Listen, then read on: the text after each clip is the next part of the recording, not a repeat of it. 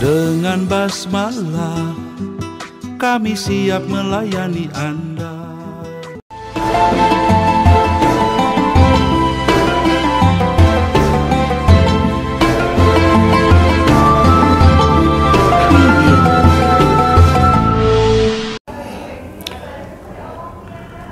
Assalamualaikum warahmatullahi wabarakatuh.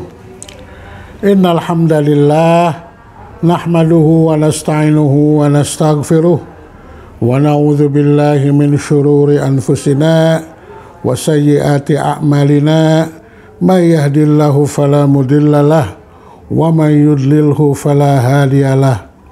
Asyhadu an la ilaha illallah wahdahu la syarikalah wa ashhadu anna Muhammadan abduhu wa rasuluh. Allahumma sholli ala Muhammadin wa ala alihi wa ashabihi alladzina salaku nahjahu wattaba'u sunnatahu fakanu min ahibba'il azizir rahim, amma ba'. Ikhwatu iman rahimakumullah, berbahagia sekali pada pagi hari ini kita bisa kembali bertemu dalam kegiatan ta'lim rutin kita. Mudah-mudahan selama ini kita tetap berada dalam limpahan rahmat serta hidayah Allah Subhanahu wa Ta'ala, dan kita akan tetap berusaha agar situasi kehidupan yang sekarang ini sedang kita hadapi semuanya berubah menjadi positif. Hal-hal yang kita temukan dalam kehidupan masyarakat mudah-mudahan menginspirasi kita untuk meningkatkan kualitas diri kita, kualitas organisasi kita. Tentu saja kualitas diri, kualitas organisasi baru bisa berkembang positif kalau selama ini setiap orang yang ada di dalamnya melaksanakan perintah-perintah Allah, perintah-perintah Rasulnya, dan menjauhkan diri dari segala yang dilarang oleh Allah dan Rasulnya. Pada pengajian di bulan yang lalu, kita sudah membahas beberapa kewajiban kita kepada Rasulullah SAW. Dan pada kesempatan taklim kali ini kita akan bahas bagaimana kedudukan sunnah Rasulullah SAW itu. Mudah-mudahan kajian kita kali ini akan semakin meningkatkan semangat kita untuk menjadikan sunnah Rasulullah SAW itu sebagai acuan kita di dalam melakukan berbagai macam kegiatan. Tentu saja yang pertama Al-Quran, yang kedua sunnah Rasulullah SAW. Hadirin yang berbahagia, kita sering mengucapkan dua kalimat syahadat. Asyhadu an la ilaha illallah wa ashhadu anna Muhammadar Rasulullah. Syahadat pertama itu syahadat kepada Allah, ikrar setia kita, janji setia kita bahwa kita akan taat kepada Allah. Apa yang datang dari Allah adalah Al-Quran. Jadi syahadat pertama juga bermakna bahwa hidup dan kehidupan kita akan senantiasa didasarkan pada kitab suci Al-Quran. Kemudian syahadat yang kedua, wa asyhadu anna Muhammadar Rasulullah, itu syahadat kepada Nabi. Artinya kita berikrar setia bahwa apa yang datang dari Rasulullah berupa sunnah beliau akan kita gunakan, akan kita laksanakan dalam hidup dan kehidupan kita sebagai sebuah penjelasan tentang isi Al-Quran. Dengan kata lain, Al-Quran dan sunnah Rasulullah ini merupakan dasar pokok dalam kita berkehidupan di dunia ini. Jadi artinya hidup dan kehidupan kita dengan berbagai macam aktivitasnya akan kita jadikan sebagai sebuah bagian besar melaksanakan isi Al-Quran dan Sunnah Rasulullah Sallallahu Alaihi Wasallam. Dengan kata lain, dua kalimat syahadat yang sering kita baca, yang sering kita ucapkan, sesungguhnya merupakan pernyataan janji kita bahwa di dalam mengisi kehidupan di dunia ini kita akan mendasarkan diri pada ketentuan-ketentuan yang berasal dari Al-Quran dan Sunnah Rasulullah Sallallahu Alaihi Wasallam. Dengan kata lain, Quran dan Sunnah Rasul ini merupakan dasar pokok di dalam kita beragama. Nah, para ulama kemudian menambahkan sebagai sebuah hasil ijtihad mereka bahwa ada dasar yang ketiga yang disebut ijma dan ada yang keempat yang disebut qiyas. Ijma dan qiyas sesungguhnya merupakan penafsiran para ulama terhadap apa yang ada dalam Al-Quran dan Sunnah Rasulullah Sallallahu Alaihi Wasallam. Pada dasarnya kita mengakui bahwa yang jadi sumber pokok adalah Al-Quran dan Sunnah Rasulullah Sallallahu Alaihi Wasallam. Nah, pada kesempatan ta'lim kita kali ini, kita akan mencoba lebih memahami bagaimana kedudukan Sunnah Rasulullah Sallallahu Alaihi Wasallam itu. Namun, yang pertama-tama perlu disampaikan, Sunnah Rasulullah ini datang kepada kita dalam bentuk hadis. Ada sebuah catatan penting, sunnah itu berupa hadis, tapi tidak setiap hadis bisa dijadikan sebagai sunnah. Karena hadis itu macam-macam. Ada hadis sahih, ada hadis hasan, ada hadis maudhu, dhaif dan maudhu. Ya, ada hadis mutawatir, ada hadis ahad. Ada hadis yang sampai kepada Rasulullah, ada hadis yang sampai kepada sahabat, ada hadis yang hanya sampai kepada tabi'in. Nah, jadi tidak setiap hadis bisa disebut sebagai sunnah, tapi sunnah Rasulullah datang kepada kita dalam bentuk hadis. Nah, saudara-saudara sekalian, bagaimana kita memandang hadis Rasulullah ini, memandang sunnah beliau? Nah, kalau kita ambil contoh ibarat sebuah uang, koin, mata uang, ya, atau uang lembaran, uang kertas. Kalau uang kertas itu hanya tertulis sebelah saja, itu tidak akan laku itu. Sebelah ada tulisan Rp2.000, pas dilihat sebelahnya lagi polos, tidak ada tulisan apa-apa. Itu tentu tidak akan bisa kita gunakan. Jadi hubungan Quran Sunnah ini seperti dua sisi dari mata uang yang sama. Islam tidak akan bisa kita fahami hanya melalui Al-Quran saja. Ya, atau sebaliknya, Islam ini akan tidak bisa difahami, malah dalam pelaksanaannya angka terjadi kekacauan jika kita hanya mendasarkan diri pada sunnah Rasulullah saja. Jadi Quran dan Sunnah ini merupakan satu kesatuan. Quran itu sifatnya ijmal, menyampaikan sesuatu secara garis-garis besarnya saja, sementara rinciannya kita temukan pada sunnah beliau. Sebagai sebuah contoh, misalnya Quran memerintahkan kepada kita untuk sholat. Tapi bagaimana kaifiat sholat? Apa yang kita harus baca di dalam sholat? Itu tidak ada dalam Quran. Kita temukan dalam hadis-hadis Rasulullah. Jadi hadis Rasulullah, sunnah beliau itu merupakan penjelasan dari isi Al-Quran.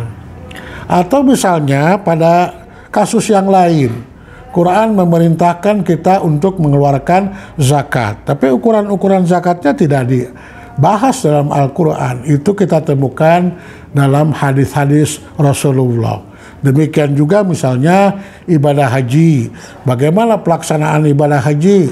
Rasulullah hanya bersabda, khudhu anni manasikakum, ambillah oleh kalian dariku manasik haji kalian. Jadi apa yang dipraktekkan oleh beliau itu merupakan penjelasan dari ayat-ayat Quran yang memerintahkan ibadah haji dan umroh. Jadi sunnah Rasulullah ini merupakan rincian atau penjelasan atau penafsiran dari ayat-ayat suci Al-Quran. Tanpa sunnah Rasulullah, Islam tidak bisa difahami. Dulu ada kelompok yang disebut inkar sunnah, ada kelompok inkar sunnah. Kelompok ini disebarkan oleh seseorang yang baru mengenal Islamnya ketika dia keluar dari SMA, masuk perguruan tinggi, dia baru mengenal Islam. Nah, karena dia menemukan hadis-hadis ini beragam, hadis ini ada yang sahih, ada yang hasan, ada yang dhaif, ada yang maudhu. Akhirnya karena keterbatasan ilmunya, dia menyimpulkan berislam itu tidak perlu pakai hadis, tidak perlu pakai sunnah. Sudah saja kita laksanakan Quran. Nah, akhirnya kelompok ini mencoba mengamalkan Islam lewat Quran saja. Ketika ada jamaahnya yang meninggal dunia, mereka semua kebingungan. Bagaimana cara mengurus mayat, bagaimana cara memandikannya, bagaimana cara membungkusnya dengan kain kafan, bagaimana menyalatkannya, bagaimana menguburkannya. Tidak ditemukan dalam Quran. Itu semua kita temukan pada sunnah Rasulullah SAW. Akhirnya kelompok ini menyadari kesalahan-kesalahan pemahaman mereka, menolak sunnah. Nah, itu salah satu contoh. Nah, seterusnya bagaimana kedudukan sunnah Rasulullah SAW ini? Ada beberapa ayat Quran yang kita bisa jadikan pedoman. Yang pertama, sunnah Nabi itu, sunnah Rasulullah itu pada hakikatnya merupakan wahyu Allah. Jadi Allah mewahyukan kepada Rasulullah, wahyu bukan dalam bentuk Quran, bahwa Rasulullah harus bertindak seperti ini, bahwa Rasulullah harus menjalankan ini. Dalam surat An-Najmu ayat 2, ayat 4, kita bisa menemukan ayat yang berbunyi, wa ma yantiqu 'anil hawa in huwa illa wahyu yuha. Tidak ada yang diucapkan oleh Rasulullah melainkan wahyu yang diwahyukan kepadanya. Jadi ucapan-ucapan Rasulullah, perbuatan-perbuatan beliau itu sesungguhnya merupakan sesuatu yang tidak keluar dari hawa nafsu Rasulullah, tapi merupakan bimbingan dari Allah Subhanahu wa Ta'ala. Sehingga akhirnya banyak orang berpendapat bahwa sunnah itu hakikatnya merupakan wahyu juga. Atau kemudian bisa kita baca misalnya dalam surat An-Nahlu ayat 44. Surat An-Nahlu ayat 44. Jadi Allah menyatakan, wa anzalna ilaika dzikra litubayyina lin-nasi ma nuzzila ilaihim wa la'allahum yatafakkarun.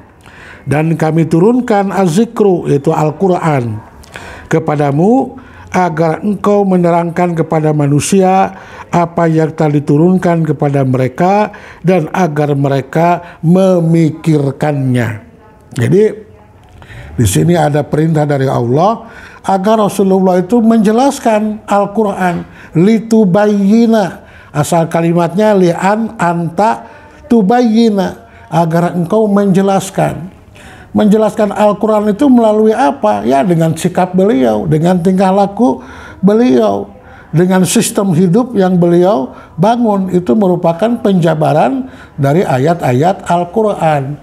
Karena itu istri beliau, Bunda Aisyah, ketika ditanya bagaimana akhlak Rasulullah itu, beliau memberikan jawaban khuluquhul Quran. akhlak Rasulullah itu sebenarnya Al-Quran. Jadi Al-Quran yang berjalan, Al-Quran yang berbicara, Al-Quran yang masuk ke pasar, Al-Quran yang memimpin perang, Al-Quran yang berhubungan tentang tetangga, dan lain-lain sebagainya. Itulah Rasulullah Shallallahu Alaihi Wasallam.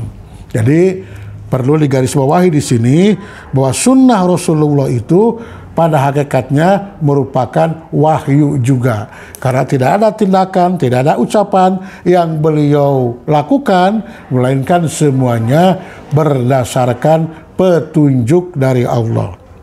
Sebab kalau Rasulullah berbuat salah, langsung oleh Allah ditegur. Misalnya beliau mengharamkan madu karena ada kecemburuan dari istri-istrinya, maka beliau menyatakan sejak saat ini saya tidak akan makan madu lagi. Jadi beliau mengharamkan, ditegur oleh Allah, lima tuharrimu ma ahalallahu, ya, kenapa engkau mengharamkan apa yang Allah maka engkau mengharamkan apa yang Allah halalkan, ya, karena engkau ingin mencari keridhaan istri-istrimu. Jadi kalau Rasulullah berbuat salah, langsung ditegur oleh Allah. Seperti halnya sikap beliau ketika sedang berhadapan dengan tokoh-tokoh Quraisy, sedang mendakwahkan Islam. Tiba-tiba datang Ibnu Ummi Maktum, seorang sahabat yang buta matanya, minta kepada Rasulullah pengajaran, maka Rasulullah kemudian memalingkan wajahnya. Nah, tindakan Rasulullah ini ditegur oleh Allah dengan turunnya surat Abasa. Karena itulah Rasulullah kalau bertemu dengan Ibnu Ummi Maktum, beliau suka memeluknya, ya.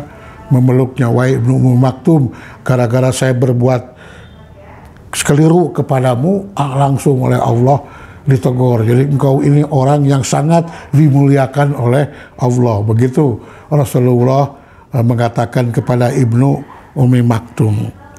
Nah, kemudian ya, sunnah juga menyatakan bahwa Rasulullah punya hak untuk menghalalkan dan mengharamkan dengan izin Allah. Ya, bisa kita lihat misalnya dalam surat Al-A'raf, ya, dalam surat Al-A'raf ayat 157. Ya, dalam surat Al-A'raf ayat 157. Nah, dalam ayat ini Allah menyatakan ya, jadi orang-orang Yahudi dan Nasrani mencari-cari nabi akhir zaman yang dijanjikan, yang tertulis dalam kitab Taurat, kitab Injil, ya, alladzina yattabi'una ar-rasulan nabiyyal ummiyal ladzi yajidunahu maktuban indahum fit Taurati wal Injili. Jadi mereka sedang mencari-cari nabi akhir zaman yang tertulis pada sisi mereka pada kitab Taurat dan kitab Injil.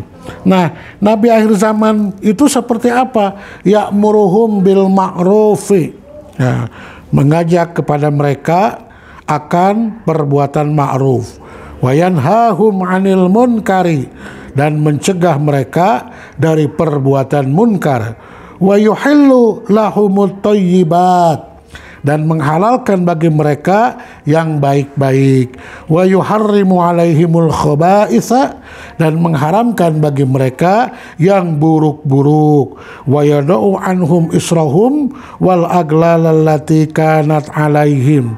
Jadi dengan hadirnya Rasulullah itu, maka beliau melepaskan berbagai macam beban dan belenggu yang ada pada mereka. Di dalam ayat ini disebutkan bahwa Rasulullah itu mengharamkan yang buruk-buruk, menghalalkan yang baik-baik dengan izin Allah Subhanahu wa Ta'ala. Jadi karena itu, ya, apa yang saja yang diharamkan oleh Islam, ya, bisa kita temukan dalam Al-Quran maupun sunnah beliau. Kemudian dalam surat At-Taubat misalnya ayat 29, ya, Allah berfirman, seperti ini. Ya, dalam ayat 29. Nah, qatilul ladzina la yu'minuna billahi wala bil yaumil akhir wala yuharrimuna ma harramallahu wa rasuluhu wala yadinuna dinal haqqi minal ladzina utul kitaba hatta yu'tul jizyata ayyadi wa hum shagirun. Ya, ini perintah dari Allah. Perangilah orang-orang yang tidak beriman kepada Allah dan hari kemudian, mereka yang tidak mengharamkan apa yang diharamkan oleh Allah dan tidak pula mengharamkan apa yang tadi diharamkan oleh Rasulnya, dan mereka yang tidak beragama dengan agama yang benar, yaitu orang-orang yang tadi diberikan kitab hingga mereka membayar jizyah dengan patuh sedang mereka dalam keadaan tunduk. Jadi Allah memerintahkan kepada umat Islam untuk memerangi orang-orang yang tidak mau menghalalkan apa yang telah dihalalkan oleh Allah dan Rasulnya, dan tidak mau mengharamkan apa yang telah diharamkan oleh Rasulnya. Nah, jadi ada hak untuk menghalalkan dan mengharamkan dengan izin Allah. Kemudian sunnah Rasulullah itu sebenarnya merupakan hikmah yang ketiga. Sunnah Rasulullah itu merupakan hikmah. Hikmah itu pemahaman yang amat mendalam tentang sesuatu. Dalam ayat Quran, karena Al-Quran itu menerangkan sesuatu itu secara garis-garis besarnya saja, maka rinciannya itu dijelaskan melalui sunnah. Nah, sifat sunnah yang merinci dan menjelaskan kandungan Al-Quran yang sifatnya ijmal itu, nah itu disebut hikmah. Bisa kita lihat misalnya ya dalam surat Al-Baqarah ayat 129. Al-Baqarah 209 ya. Nah misalnya 209, ini doa Nabi Ibrahim dan Nabi Ismail. Rabbana wab'ats fihim rasulan minhum, wahai Tuhan kami, bangkitkanlah di antara mereka seorang rasul dari kalangan mereka sendiri, yatlu alaihim ayatika, yang akan membacakan pada mereka ayat-ayatmu, wa yu'allimuhumul kitaba, dan mengajarkan kepada mereka alkitab, wal hikmata, dan hikmah, wa yuzakkihim, dan mensucikan mereka. Innaka antal azizul hakim, sesungguhnya engkau yang maha perkasa, maha bijaksana. Jadi Rasulullah itu ya digambarkan di sini, wa yu'allimuhumul kitaba, mengajarkan kepada mereka tentang isi Alkitab, wal hikmata, dan hikmah. Nah, para ulama tafsir menyebutkan bahwa hikmah di situ adalah sunnah. Jadi Quran tidak bisa dipahami tanpa sunnah Rasulullah Shallallahu Alaihi Wasallam. Ya. Demikian juga penjelasan Allah pada surat Al-Baqarah ayat 151. Kama arsalna fikum rasulam minkum yatlu alaikum ayatina wa yuzakkikum wa yu'allimukumul kitaba wal hikmata wa yu'allimukum ma lam takunu ta'lamun. Jadi Allah menyatakan, sebagaimana kami telah mengutus kepadamu seorang rasul, yaitu Muhammad, dari kalangan kamu, yang membacakan ayat-ayat kami, mensucikan diri kamu, dan mengajarkan kepadamu Al-Quran dan hikmah. Nah, jadi hikmah di sini sunnah, serta mengajarkan apa yang belum kalian ketahui. Masih banyak nih. Atau misalnya dalam surat Ali Imran, ya kita bisa lihat dalam surat Ali Imran ayat 164. Ya, Allah menerangkan begini. Laqad manallahu 'alal mu'minina idz ba'atsa fihim rasulan min anfusihim yatlu 'alaihim ayatihi wa yuzakkihim wa yu'allimuhumul kitaba wal hikmata wa in kanu min qablu lafi dhalalim mubin. Ya, sungguh Allah telah memberi karunia kepada orang-orang yang beriman ketika Allah mengutus seorang Rasul, yaitu Muhammad, di tengah-tengah mereka dari kalangan mereka sendiri, yang membacakan kepada mereka ayat-ayatnya, mensucikan jiwa mereka, dan mengajarkan kepada mereka kitab Al-Quran dan hikmah. Jadi yang dimaksud hikmah di sini adalah sunnah. Dengan kata lain, sunnah Rasulullah itu sebenarnya merupakan hikmah. Seperti ada perintah Al-Quran, perintahnya masih global, kemudian dijelaskan oleh Rasulullah, dirinci oleh Rasulullah. Ya, nah penjelasan-penjelasan Rasulullah tentang Al-Quran itu makin membuat kita faham apa sesungguhnya yang dimaksud oleh Allah Subhanahu wa Ta'ala melalui ayat-ayatnya, melalui Al-Quran tadi. Nah, kemudian ya, kewajiban kedudukan Rasulullah yang lain, yang keempat ini, perintah taat kepada Rasulullah. Nah, kita diperintah untuk taat kepada Rasulullah. Jadi ketaatan kita kepada Rasulullah itu merupakan cermin dari ketaatan kita kepada Allah Subhanahu wa Ta'ala. Dalam surat An-Nisa ayat 59, Allah telah memberi penjelasan kepada kita, ya, kewajiban kita itu seperti apa.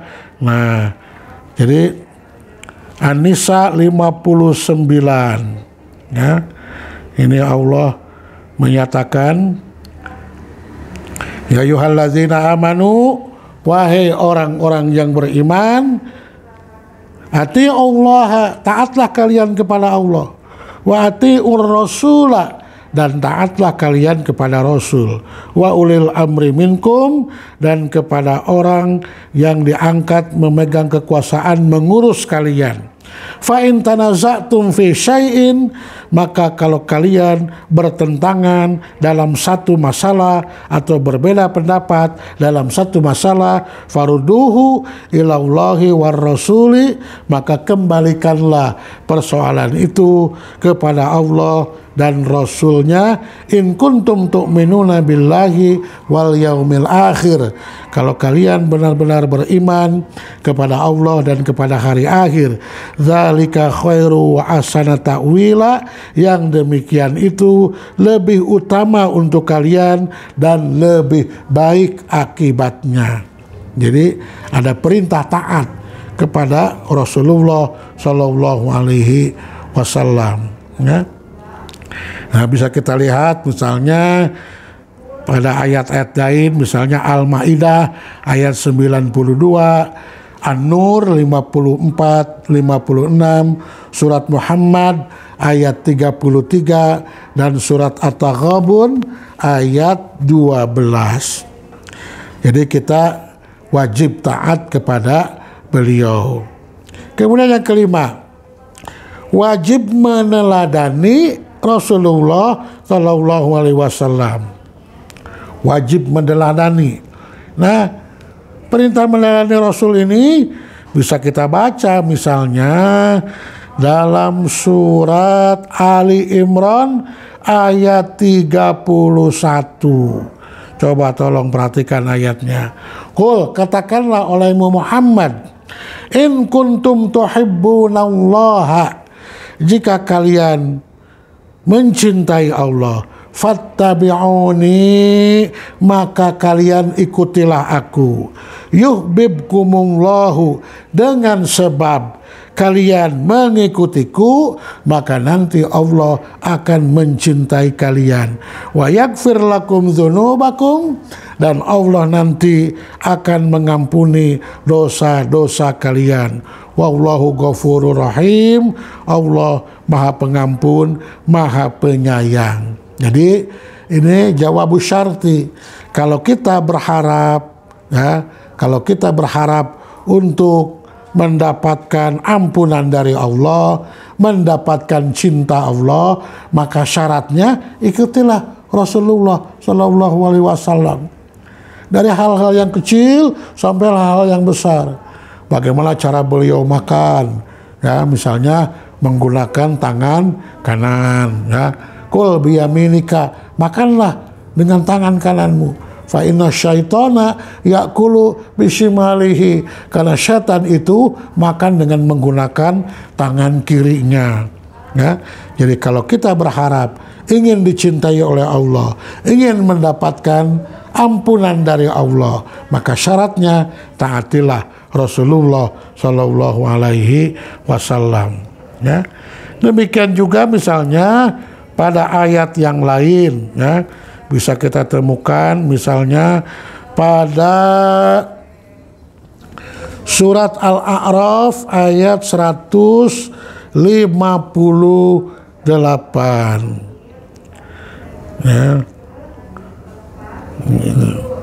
Kul ya ayyuhan nasu, wahai manusia, inni rasulullahi ilaikum jami'a.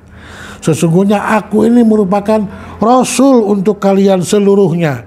Allazi lahu mulkus samawati wal ardi, yang baginya, bagi Allah yang telah mengutusku, mulkus samawati wal ard, kerajaan langit dan bumi. La ilaha illahu, tidak ada ilah melainkan Dia.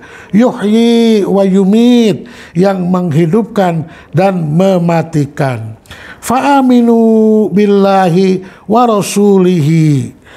Fa'aminu, maka berimanlah kalian, billahi, kepada Allah, wa rasulihin nabiyil ummiyi, dan kepada rasulnya, seorang nabi yang ummi, allazi yu'minu billahi wa kalimatihi, yang dia pun beriman kepada Allah dan kalimatnya. Wattabi'uhu, dan ikutilah dia, la'allakum tahtadun, agar kalian mendapatkan petunjuk. Ya, jadi ada perintah dari Allah, wattabi'uhu, ikutilah oleh kalian dia itu maksudnya Rasulullah, la'allakum tahtadun, agar kalian mendapatkan petunjuk dari Allah. Jadi perintah taat kepada wajib meneladani beliau. Ya, jadi Rasulullah itu harus kita kenali bagaimana cara beliau berpakaian, bagaimana cara beliau berbicara, bagaimana beliau bersikap kepada istri-istrinya, bagaimana ketika beliau berkomunikasi dengan orang yang lebih tua, dengan anak-anak kecil, dengan anak-anak muda. Pokoknya dalam semua lapangan kehidupan kita bisa menjadikan Rasulullah ini sebagai uswah, sebagai qudwah, sebagai teladan bagi kita sekalian. Ya, kemudian yang keberapa nih ya? Yang keenam ya. Nah, perintah menjalankan perintah Rasulullah dan meninggalkan larangannya. Jadi kita diperintah menjalankan perintah Rasulullah dan banyak larangan Rasul itu. Perintah Rasul pun banyak. Dalam surat Al-Hasyr ayat 7 Allah menyatakan, ya, wa ma atakumur rasulu wa ma atakum, dan segala perkara yang datang kepada kalian yang berasal dari Rasul, fakhudhuhu, maka ambillah oleh kalian perkara itu. Wa ma nahakum anhu, dan apa yang dia larang untuk kalian, anhu, dari perkara tersebut, fantahu, maka jauhilah. Jadi kita diperintah untuk mengambil apa yang datang dari Rasulullah, apa yang beliau perintahkan, dan menjauhi apa yang beliau larang. Banyak larangan Rasulullah, perintah-perintah beliau juga, dan itu bisa kita temukan dalam banyak sekali hadis. Sudah banyak kitab-kitab hadis yang membahas itu. Kita bisa temukan pada Sahih Bukhari, Sahih Muslim, pada Sunan Abi Dawud, dan lain-lain sebagainya. Nah, kemudian yang ketujuh, perintah menerima keputusan Rasulullah. Ya, jadi kalau Rasulullah menghadapi suatu masalah, kemudian beliau memutuskan, maka apa yang diputuskan oleh beliau itu harus kita terima.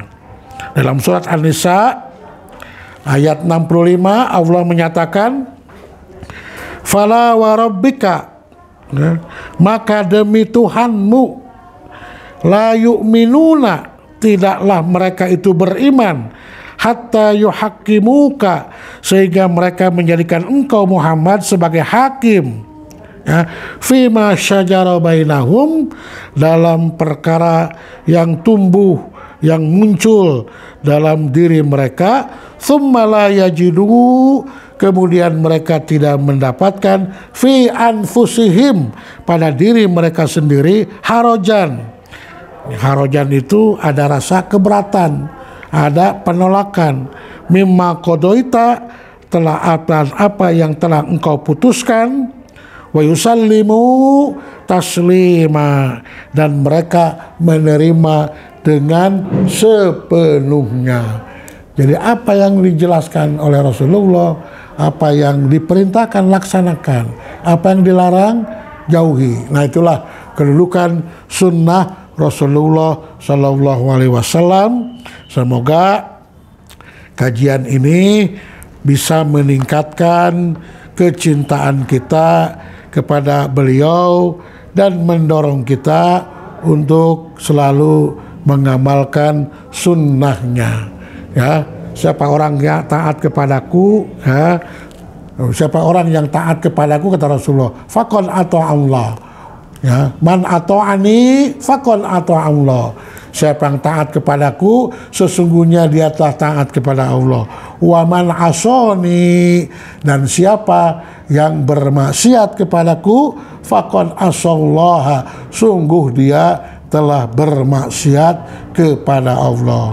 Mudah-mudahan melalui kajian-kajian kita terhadap sirah Rasulullah, terhadap hadis-hadis beliau, terhadap berbagai macam buku yang mengupas kehidupan beliau, kecintaan kita kepada Rasulullah semakin bertambah.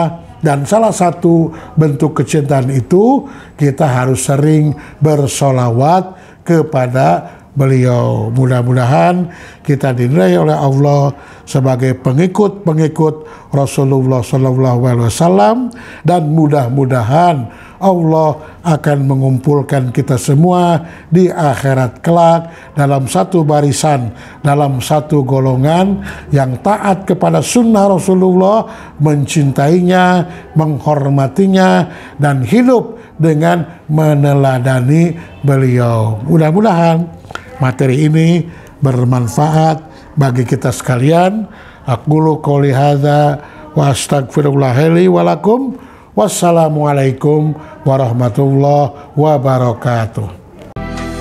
Dengan basmalah kami siap melayani Anda.